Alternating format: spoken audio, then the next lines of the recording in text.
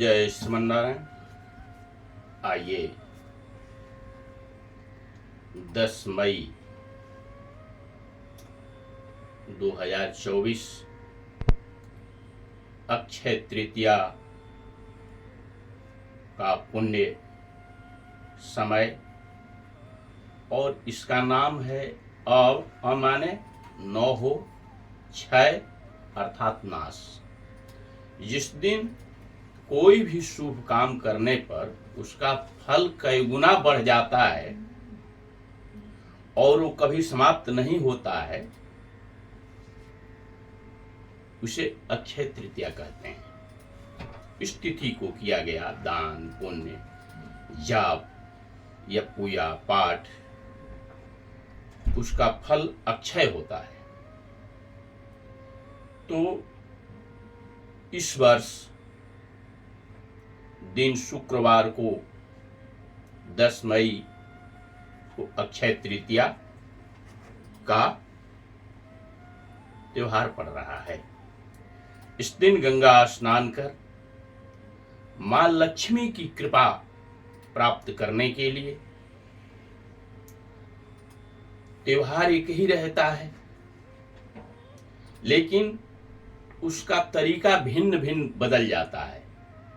जैसे एक ही लाइट बिजली ये दौड़ रही है तो पंखा भी चल रहा है, कूलर भी चल रहा है, दोस्तों आपके मन में भी चैनल चल रहा है, रेलवे चल रही है। यानी उसका विधि और सिस्टम समझना बहुत आवश्यक है। इसलिए भगवान परशुराम की प्रसन्नता के लिए सनातन धर्म में 24 अवतार का वर्णन मिलता है। भगवान तो सदैव थे भी, हैं भी और रहेंगे भी, लेकिन उनका अवतार होता है प्रवेशावतार, आवेशावतार। भिन्न भिन्न प्रकार का भिन्न भिन्न समय में भिन्न भिन्न आवश्यकताओं के लिए जैसी आवश्यकता है इस राष्ट्र को, विश्व को, उसके अनुरूप भगवान स्वरूप धारण करके मानव को शिक्षा देते हैं और सृष्टि का संभाल करते हैं, डायरेक्ट या इनडायरेक्ट। संतों के माध्यम से वही उपदेश भी कराते हैं। तो मां लक्ष्मी की कृपा बनी रहे, ऐसा भी कथानक मिलता है कि शंकर भगवान ने और ब्रह्मा जी ने कुबेर को, धन सबके धनदाता कुबेर हैं, मां लक्ष्मी की कृपा, भगवान नारायण की कृपा होती है, आदेश होता है। तो जैसे बैंक में बैंक का उसका मालिक कोई और होता है जो उसकी स्थापना किया, डायरेक्टर कोई और होता है, मैनेजर कोई और होता है, कैशियर। इसी तरह से ये प्रकृति का, नेचर का, हमारे सनातन धर्म के अनुसार एक सिस्टम बना हुआ है। उस सिस्टम के तहत धनाध्यक्ष कुबेर जी को कहा जाता है। इनको इसी दिन यानी अक्षय तृतीया को बनाया गया धनाध्यक्ष। वहां का राजा अलकापुरी का राजा नियुक्त किया गया। इसलिए इस त्योहार को बहुत ही महत्वपूर्ण माना जाता है। लोगों की ऐसी मान्यता है, बहुत लोग उस दिन सोने का, चांदी का कुछ खरीदारी करते हैं, चाहे सिकड़ी, चेन या अंगूठी या चाहे जिस रूप में करें, यह उसका प्रतीक माना जाता है। इससे क्या क्या लाभ होता है? तो बहुत कार्य ऐसा होता है कि जिसको करने के लिए मुहूर्त नहीं बनता है, तो स्वयं 3.5 मुहूर्त सिद्ध माना गया है। उसमें पूछने जांचने की कोई जरूरत नहीं, काम शुभ कर दीजिए। सिर्फ और सिर्फ ध्यान यह दिया जाता है, चैत्राम नवमी, अक्षय तृतीया, फुलेरा दूज और दशहरा, जो अश्विनी मास में पड़ता है। और हमारे सनातन धर्म के अंदर नेचुरल, प्राकृतिक ऐसा दृश्य पैदा होता है कि भगवान बद्रीनाथ और भगवान केदारनाथ का कपाट भी अक्षय तृतीया को ही खोला जाता है। उस दिन से यात्रियों के लिए अब जाने का सुविधा सरकार कर देती है। पहले से सदियों से लोग जाना प्रारंभ कर देते हैं, उसके पहले बंद रहता है। मां लक्ष्मी की कृपा प्राप्त करने के लिए गंगा स्नान कर लिए। गंगा नहीं जा सकते हो, किसी अपरिहार्य कारणवश, ड्यूटी है, नौकरी है, चाकरी है, कोई बिजनेस व्यापार से फुर्सत नहीं निकल पा रहा है, कोशिश करना चाहिए गंगा स्नान करें, पूजन करें। इसके बाद परशुराम अष्टोत्र का पाठ करना चाहिए। और यह मंत्र महार्णव, सनातन धर्म के अंदर मंत्रों के लिए रुद्र आमल तंत्र है, मंत्र महार्णव है, महंत्र महोदधि है, शारदा तिलक है। इन सब जगहों पर मंत्र और उसकी सिद्ध करने की विधियां दी गई हैं। मंत्र कैसे कारगर होगा, वो चलेगा, केवल किताब से तो चलेगा नहीं, उसका सिस्टम बताया गया है किताब में। जैसे कोई चीज पढ़ करके फिर उसको प्रैक्टिकल करना पड़ता है डॉक्टर, क्योंकि किताब ऑपरेशन नहीं करेगा ना, ऑपरेशन तो डॉक्टर करेगा, लेकिन किताब पढ़ेगा फिर प्रैक्टिकल करेगा, तभी तो वो ऑपरेशन करेगा। इसी तरह से शास्त्रों में दिया गया है, उसको समझेंगे फिर करेंगे। तो आइए अब परशुराम अष्टोत्र और उसकी विधि समझिए और जीवन में इसका लाभ उठाइए। परशुराम मंत्रो यथा मंत्र महारणवे प्रतिपादितः। ओम राम राम ओम राम राम ओम परशुहस्ताय नमः इति मूल मंत्र। अथ परशुराम गायत्री मंत्रस्त्रैव यथा।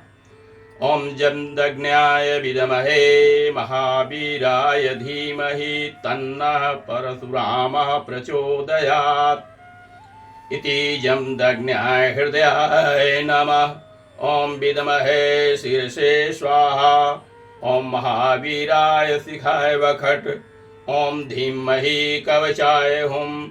ओम तन्नः परशुरामः नेत्राय वखट। ओम प्रचोदयात् वस्त्राय फट् इति खड्गन्यासः। एवमेव करन्यास अथ ध्यानं सम्पूर्णा विलसन्ति सोपनिषदो वेदोपवेदाः पुरः। पृष्ठे मार्गपूर्ण तृणविलसतु कुण्डदण्डो मान् वैरोष्टं कमण्डलू च परशु पाण्ड्यो बृहत्शास्त्रजिवित शापे शस्त्रवरे च पेशलकर श्रीभार्गवो भ्राजते मतक्षत्रियकृतं कण्ठविगलद्रकौशसं पल्लावितं भक्तानुग्रहणं कठोरपरशुं धृत्वा अवतीर्याधुनां दृप्तो दृण्ड द्रुहोष्टदुष्टदमनो दिदोवा दोनावलीपालको धर्मोद्वारधुरन्धरो भृगुवरो रामः सम्भोजिम्भृताम् श्रीमद्रेणुकाया घृतं स्वजठरे भूभारनाशाय यत श्रीमद्मार्ग वजागदं धतूलं रामाभिधानं महा दृप्त्या पार्थिववृन्दकाननलजल्लाढ्यं वैश्वानरश्चण्डी प्राणगति प्रियस्य परशोरादाय तत्तुष्ट लक्ष्मीपतेरुषि रूपकसाय पिताक्षपादप्रहारमकरोमुते पुनङ्गो यः ब्रह्मर्षिबिन्दपरिचुम्पितपादपद्यसः श्रीभिर्गूर्जयति विप्रकूलप्रकाश श्रीमानुदारचरितो जयताद्रजस्त्र ब्रह्मऋषो समजग्निरिति प्रसिद्ध्य दृप्यन्पान्तकरणतनयं प्रसूयो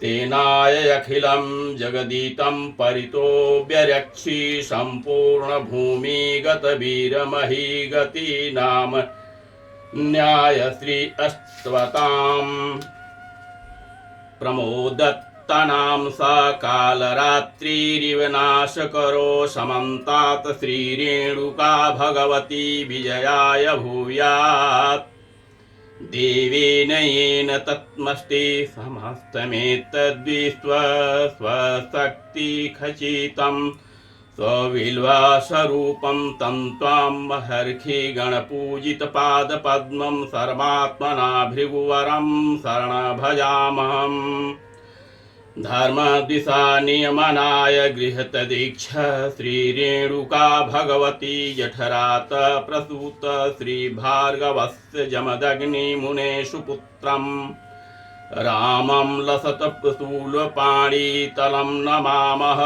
असुरञ्जन्मोदतनुपावविलकन्नालर्दिग्धा महेशुर्गुणात् परीक्षबन्धुना त्रातं भुवस्थलमिदं भवता समस्तं सम्प्राप्य खड्परशो परशु प्रसन्नात् लोकत्रयातुलपराक्रम जन्मभूमे शीर्ष निकृत्य कृतवीर्यसुतार्जुनश्च त्रिसप्तबारः मकरन्दसूधा समास्तानि क्षत्रियाश्वपितृतर्पणकामनाया दुर्नीतपार्थिवकं दम्बनिक्तिशीर्षग्रां वज्रद्रूर्धरि सिद्धधूनि जलोघय आकण्ठतो निजपितृपरित्यप्यम् पश्चात्प्रदाद्वरा वसुमती किल कश्यपाय पाणौ विलोक्य परशु भगवद्स्तं दिये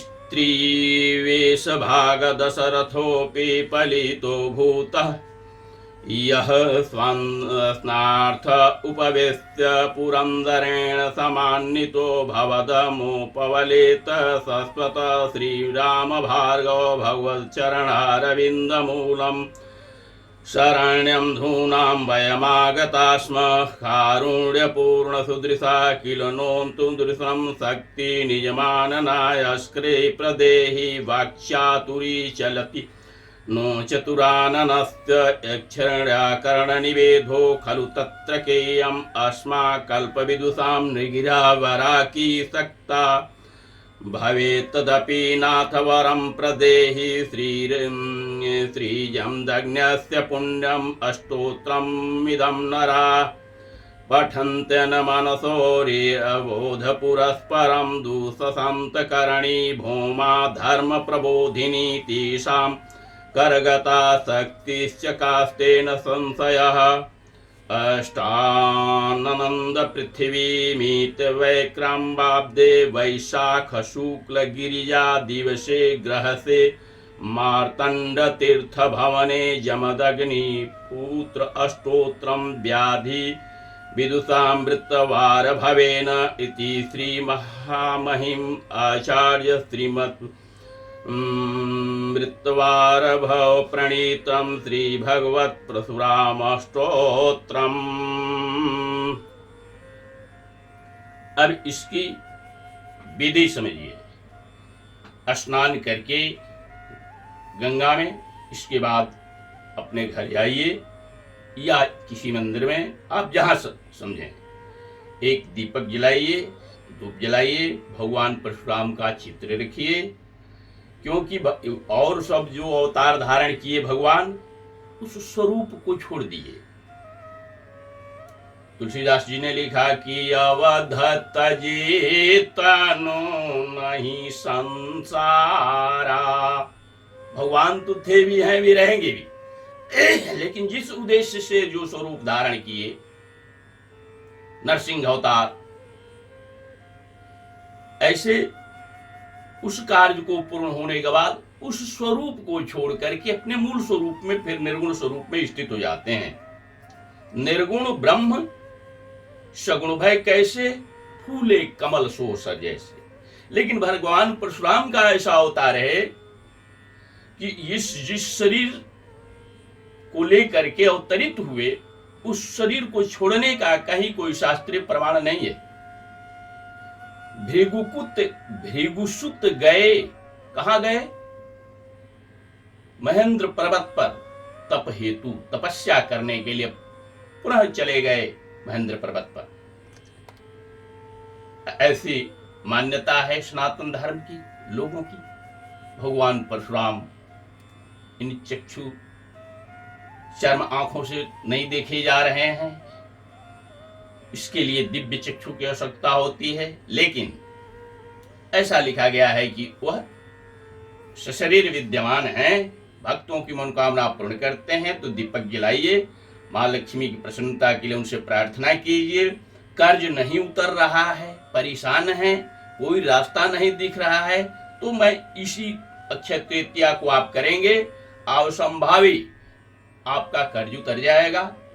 शादी विवाह में बाधाएं आ रही हैं, वो भी माँ लक्ष्मी की कृपा से भगवान परशुराम की जन्म दिवस पर प्रारंभ किया जाए, वो कार्य पूर्ण होगा। इन सब के लिए मैं अगले वीडियो में बताऊंगा, अगले एपिसोड में। और सब क्या क्या फायदा होगा, क्या क्या विधि होगी। स्तोत्र तो यही रहेगा, इस स्तोत्र का पाठ आप न कर सकते हो, किसी ब्राह्मण से कराइए, उसको दक्षिणा दे दीजिए। और वो भी संभव नहीं तो इसको कैसेट को बजा लीजिए और सुनिए ध्यान से। उस समय मन को भटकने मत दीजिए। ऐसा करने से भगवान परशुराम की असीम कृपा होगी, आपकी मनोकामना पूर्ण होगी। इन्हीं शब्दों के साथ अगले एपिसोड का इंतजार कीजिए। ये सारी विधियां बताई जाएगी। असंभव काम भी संभव हो जाता है, भगवान परशुराम की कृपा होती है। तो इसीलिए इसका नाम रखा गया है अक्षय तृतीया। उस दिन क्या क्या, कब, कैसे करना है, ये सारी चीज बताया जाएगा। जय भगवान परशुराम की, जय जमदग्नि तथा भगवान परशुराम की जय।